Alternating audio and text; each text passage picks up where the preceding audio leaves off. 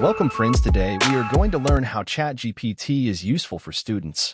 ChatGPT can be your buddy while studying in many ways and can help you a lot in your preparations.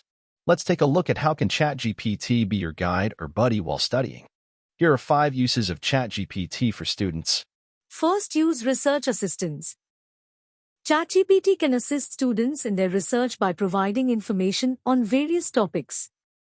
It can help clarify concepts, explain complex ideas, and offer additional perspectives on subjects, enabling students to deepen their understanding of academic material. Second, use writing support. Students can use ChatGPT to improve their writing skills.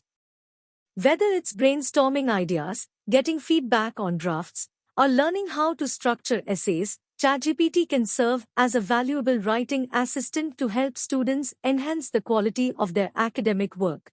Third, use language learning. ChatGPT can be a useful tool for language learners.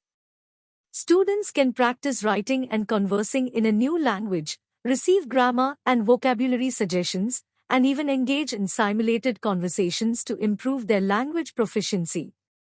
Fourth, use problem solving and tutoring. Students can seek help from ChatGPT when facing challenges with homework or problem solving.